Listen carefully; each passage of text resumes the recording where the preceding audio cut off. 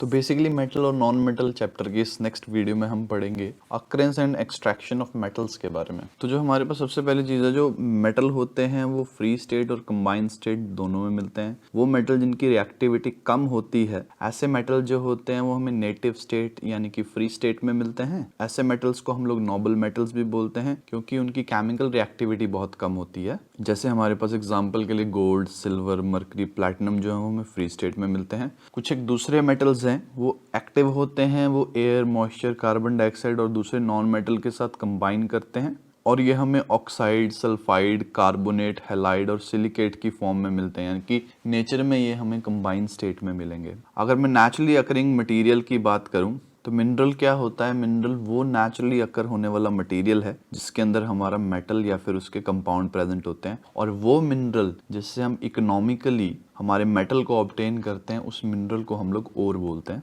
तो बेसिकली ओर एक ऐसा मिनरल है जिसमें हमारे पास जो हमारा मेटल है वो एप्रिशिएटेड अमाउंट में प्रेजेंट होता है और उससे हम इकोनॉमिकली एक्सट्रैक्ट कर सकते हैं हमारे मेटल को। अब मैंने रिएक्टिविटी सीरीज के बारे में सबसे पहली वीडियो में डिस्कस किया था। तो रिएक्टिविटी सीरीज में वो मेटल जो सबसे बॉटम पे आते हैं वो नॉन रिएक्टिव हैं, ये नेचर में फ्री स्टेट में मिलते हैं। वो मेटल जो रिएक्टिविटी सीरीज में मिडल में आते हैं जैसे जिंक हो गया, आयरन हो गया, लेड हो गया, ये हमारे पास ऑक्साइड, सल्फाइड और कार्बोनेट की फॉर्म में मिलते हैं।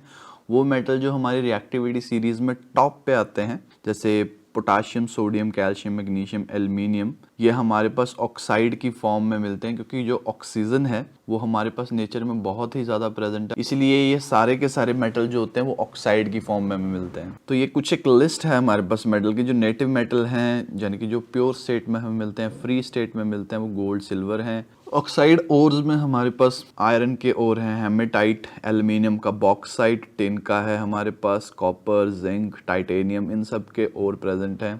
फिर सल्फाइड और कार्बोनेट और सल्फेट और हैलाइड और सिलिकेट और इन सब के एग्जाम्पल दे रखे हैं। अब डिटेल में पढ़ते हैं एक्सट्रैक्शन ऑफ मेटल को। मेटल को हम लोग 3 पार्ट में कैटेगराइज करते हैं, सबसे ज़्यादा रिएक्टिव, मॉडरेट रिएक्टिविटी यानी कि मीडियम रिएक्टिविटी वाले, और लीस्ट रिएक्टिव। तो ये कुछ एक स्टेप्स हैं जो हमारे पास हमें फॉलो करने होते हैं जब भी हम एक्सट्रैक्शन करते हैं मेटल की। तो सबसे पहले तो हमारे पास क्या है कि हम ओर की कंसंट्रेशन करते हैं। कंसंट्रेशन करने का मतलब क्या है कि हम लोग सबसे पहले हमारे ओर को क्लीन करेंगे, फिर हम लोग जो मेटल होते हैं जिनकी रिएक्टिविटी हाई होती है उनके अंदर हम इलेक्ट्रोलाइसिस का मेथड यूज़ करते हैं। मोल्टन ओर के अंदर से इलेक्ट्रिसिटी पास करेंगे और हमारे पास प्योर मेटल आ जाएगा। जो हमारे पास ओर रिएक्टिविटी सीरीज में मिडल पे आते हैं, अगर वो कार्बोनेट ओर की फॉर्म में प्रेजेंट है तो उसमें कैल्सिनेशन करवाएंगे, अगर वो सल्फाइड ओर की फॉर्म में प्रेजेंट है तो उसमें रोस्टिंग करवाएंगे।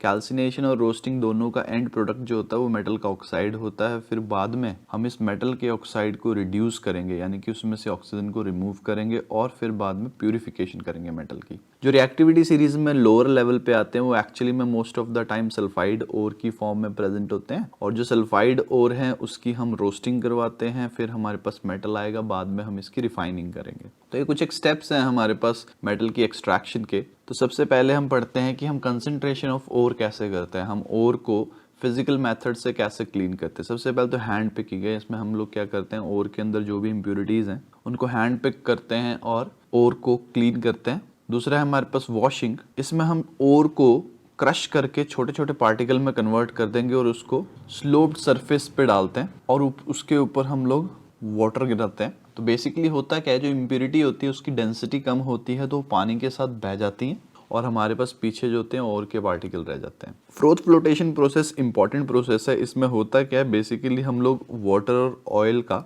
मिक्सचर लेते हैं, और ऑयल कौन सा लेते हैं हम लोग, पाइन ऑयल। फिर हम इसमें से प्रेशराइज्ड एयर को पास करेंगे जिसकी वजह से ना झाग फॉर्म होता है, फ्रोथ प्रोड्यूस होता है। ये जो फ्रोथ होता है ना ये हमारे ओर पार्टिकल को सरफेस पे ले जाएगा और जो हमारी इम्प्यूरिटी होगी वो वाटर से वेट होने के बाद नीचे बैठ जाएगी। फिर ये जो भी फ्रोथ आया था जिसमें ओर है उसको हम अलग करके और पार्टिकल को वॉश कर लेंगे। तो बेसिकली फ्रोथ फ्लोटेशन में क्या प्रिंसिपल यूज होता है कि जो इम्प्यूरिटी है वो पानी से वेट होती है, जो ओर है वो ऑयल से वेट होता है। जो नेक्स्ट है हमारे पास वो है मैग्नेटिक सेपरेशन। मैग्नेटिक सेपरेशन में हम लोग बेसिकली करते क्या हैं, मैग्नेटिक ओर को नॉन मैग्नेटिक इम्प्यूरिटी से रिमूव करना है। तो हमारे पास जैसे डायग्राम में दे रखा है एक कन्वेयर बेल्ट है, तो कन्वेयर बेल्ट के ऊपर हम अपने ओर को क्रश करके गिराएंगे। जो भी नॉन मैग्नेटिक ओर या फिर इम्प्यूरिटी है वो हमारे पास पहले ही फॉल हो रहा है, और जो मैग्नेटिक ओर है वो हमारे पास जो मैग्नेटिक व्हील है उसके साथ अट्रैक्शन की वजह से थोड़ा सा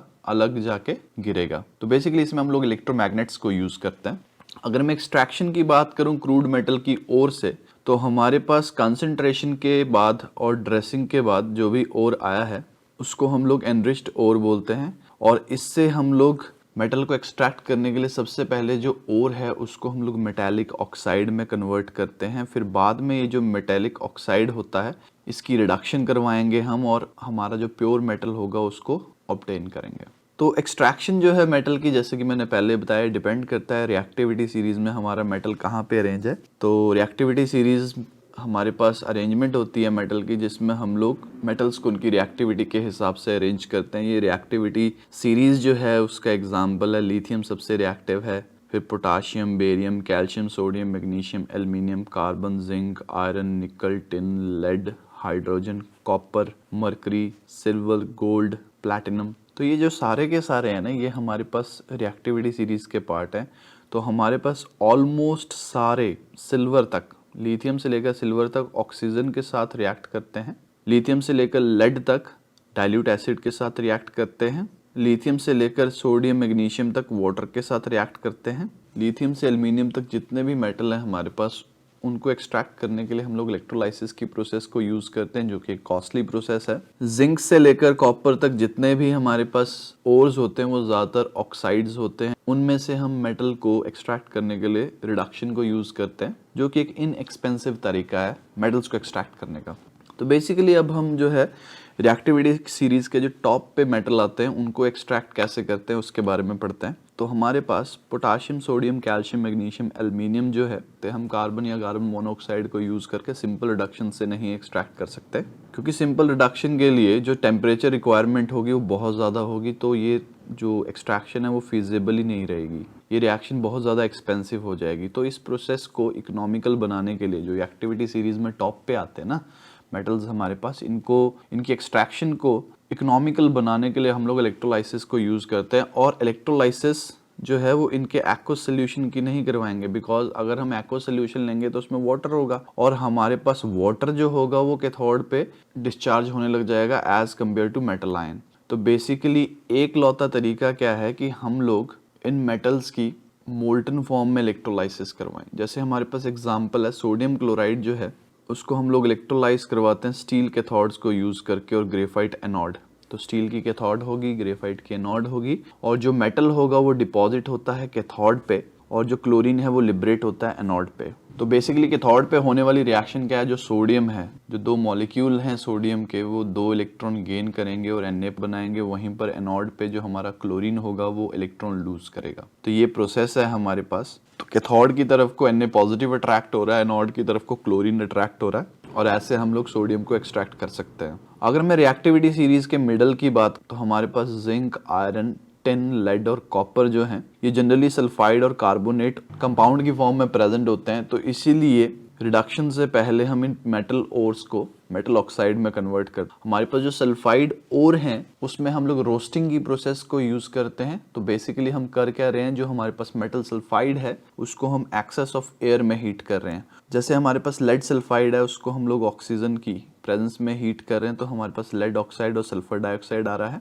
फिर इस प्रोसेस के बाद रोस्टिंग के बाद जो हमारे पास मेटल ऑक्साइड आएगा उसको हम रिड्यूस करवाएंगे कार्बन या कार्बन मोनोऑक्साइड को यूज करके, और हम लोग मेटल को ऑब्टेन कर सकते हैं। जैसे रिडक्शन है मेटल ऑक्साइड की कार्बन के साथ, लेड ऑक्साइड को हमने कार्बन के साथ ट्रीट किया तो लेड और कार्बन मोनोऑक्साइड आएगा, और इसके लिए जो टेम्परेचर रिक्वायरमेंट है वो 1400 डिग्री सेल्सियस है। आयरन ऑक्साइड को हम लोग कार्बन मोनोऑक्साइड के साथ ट्रीट करके रिड्यूस करते हैं, और हमारे पास आयरन और ऑक्सीजन आएगा। कुछ एक ऐसे भी हैं सल्फाइड और जो खुद को खुद ही रिड्यूस कर सकते, जैसे हमारे पास ये कॉपर सल्फाइड है, वो एक्सेस ऑफ ऑक्सीजन में अगर हम उसको हीट करें वो कॉपर ऑक्साइड में कन्वर्ट हो जाएगा, और जो ये कॉपर ऑक्साइड है वो खुद ही कॉपर सल्फाइड को, एक बार फॉर्मेशन होगी अगर कॉपर ऑक्साइड की, ये कॉपर सल्फाइड को खुद ही रिड्यूस करने लग जाएगा, कॉपर मेटल और सल्फर डाइऑक्साइड फॉर्म होगा। कई बार हम रिडक्शन के लिए ज़्यादा रिएक्टिव मेटल्स को भी यूज़ करते हैं। तो जो हमारे पास कंपाउंड है, जैसे हमारे पास ये टाइटेनियम क्लोराइड है, इसमें से टाइटेनियम को ऑब्टेन करने के लिए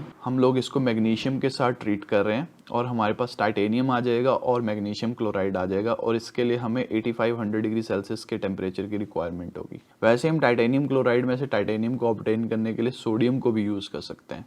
तो मैग्नीशियम और सोडियम दोनों के दोनों रिएक्टिव मेटल हैं, तो हम रिएक्टिव मेटल को यूज़ कर रहे हैं रिडक्शन करवाने के लिए। थर्माइट प्रोसेस बहुत ज़्यादा इंपॉर्टेंट है। बेसिकली थर्माइट प्रोसेस में क्या होता है, जब कोई हाईली रिएक्टिव मेटल होता है जैसे सोडियम, कैल्शियम, एल्यूमिनियम, उसको हम रिड्यूसिंग एजेंट की तरह यूज़ करते हैं। ये रिएक्टिविटी सीरीज में जो इनसे लोअर मेटल्स आते हैं उनको डिस्प्लेस करते हैं, और ये जो डिस्प्लेसमेंट रिएक्शन है ये बहुत ज़्यादा एक्सोथर्मिक होता है, बहुत ज़्यादा अमाउंट में हीट रिलीज होती है, और जो मेटल आएगा प्योर स्टेट में जिसको ये रिएक्टिव मेटल डिस्प्लेस करेंगे वो मोल्टन स्टेट में आएगा। इस प्रोसेस को हम लोग थर्माइट प्रोसेस बोलते हैं।